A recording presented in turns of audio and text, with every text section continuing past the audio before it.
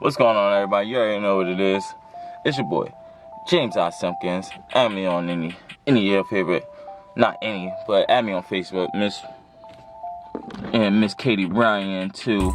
She's actually having a little nap, and I'm gonna get this focus step up. Let's get it. So, how's everybody doing? You already know what time it is. Today's video is mainly going to be about protein sources. Me personally, I used to be a little bit bigger than this. I wouldn't say a lot bigger.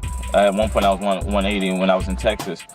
But since Texas, from the cows and the Kobe meat, I became a vegan. And being a vegan, obviously, you know, from Hippie Vegan Hustlers. But when you become a vegan, and if you were bigger, you're gonna be looking for some protein sources, and this is what I came here for. I have a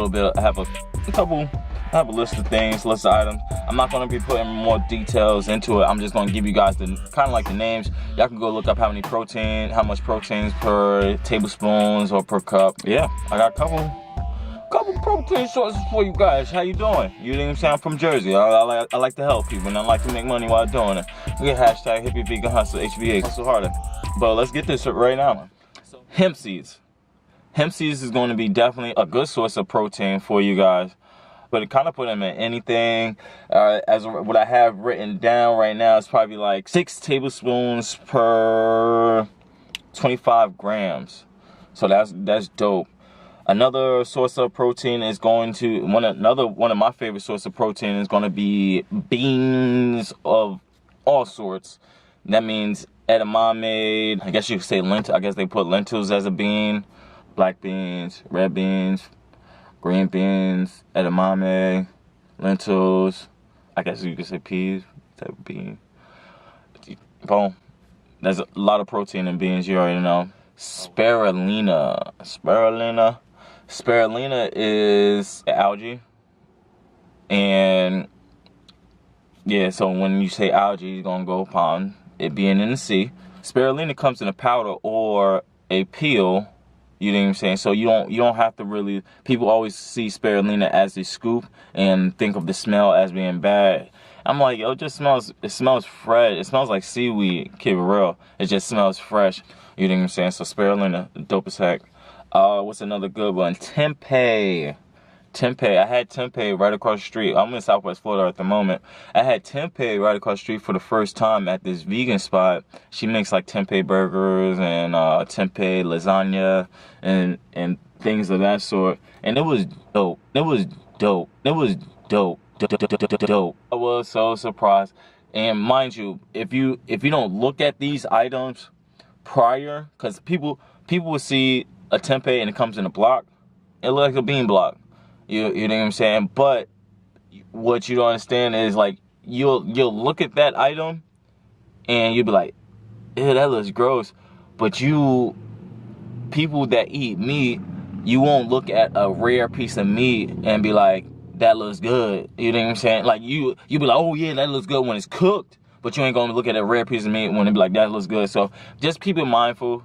A lot of items that people that want to be the exact same type of food as when it was before being vegan, and me personally, I think that makes no sense.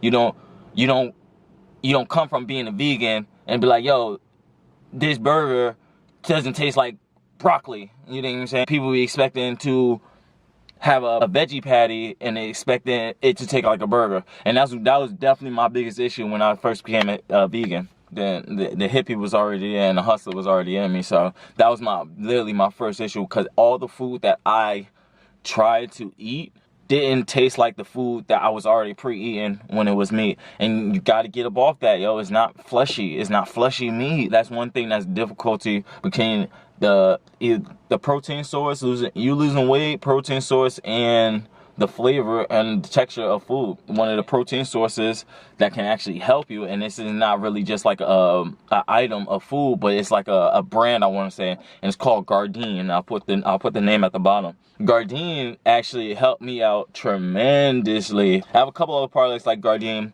It's gonna be Sweet Earth, and it's gonna be Beyond Beef, and my lady said don't mess with Boca, because Boca is Monsanto, so I don't.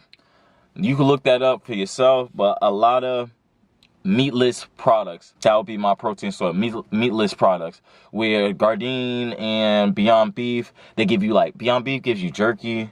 Gardein, I like Gardein's meatball. They got nice meatballs. I'm from New Jersey, so I know some good meatballs, and they got some nice meatballs. Chicken tenders, chicken nuggets. Put it like this: if you first start, I should have started this with number 1, but if you first starting off with some meatless meat products and you want to start vegan, go for Gardein, because literally you could take any of your sauces that you had, not any of your meaty sauces or anything like that, but you take your pre-mixes and everything that you have for like your lasagna and items like that, and just kind of like chop up the Gardein products and make it, and the texture, that's one thing to me, it has to have the texture. It